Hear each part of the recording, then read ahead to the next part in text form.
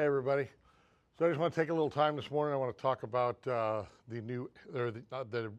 Ninth Circuit Court decision on the ammo background check, where it's at, and then talk a little bit about this tsunami warnings in Hawaii because it brings up preparedness while you're on vacation. So first things first. So the ammo background check law is still in place.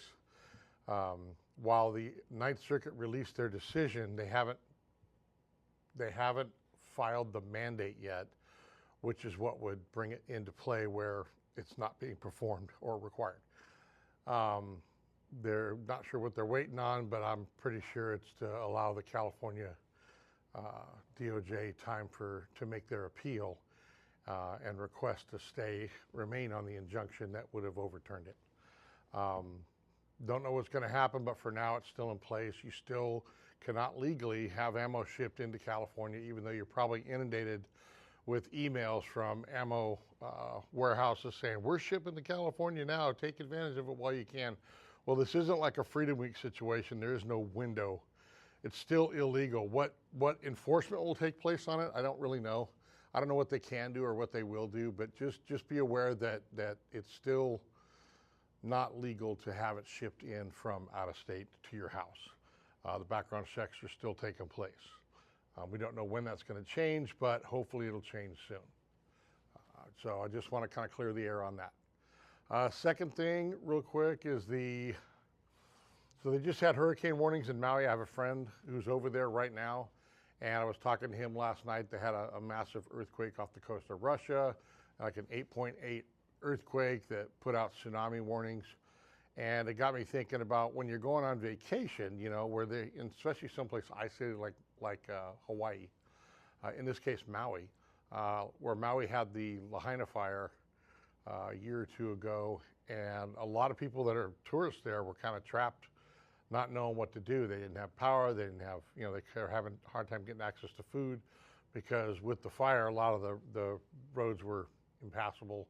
So a lot of alternate routes had to be taken. You had to kind of think about things a little bit to get by until you can get out of there, because they canceled flights. They did a lot of stuff that kind of put people stranded for a couple of days. So when I travel, I always make sure that I have power backup.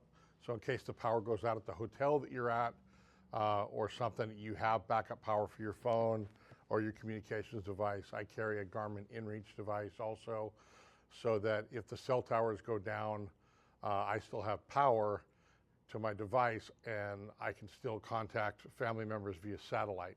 I was on vacation here not too long ago, and I was in an area that didn't have a good cell signal at all.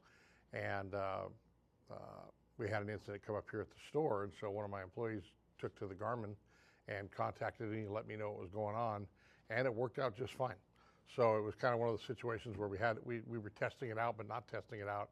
It was a real world situation, easy for me to say, and it worked out well. So it's something to consider for emergency communications or the Garmin InReach devices, or any of the Motorola's, or there's a few other brands that have the satellite type devices. They're all using the same satellites, the same communication bounces. So whatever works into your price range, whatever you can afford, is never a bad idea to have on hand. Other things you may want to consider is like a water filtration. In case somehow the water gets contaminated, you may have, but food and stuff are typically readily available. Make sure maybe when you go on vacation, you get to where you're going. A lot of times the hotels have fridges in the room. Go buy 6-7 bottles of water and throw them in your fridge. You may need them for brushing your teeth.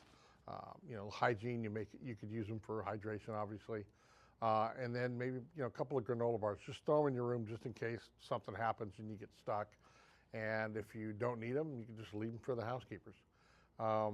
Just thinking ahead when you're going on vacation, what potential could happen. I'm not saying worry about it, but just keep in mind, like if you're going to Midwest right now, there's a lot of thunderstorms and tornadoes.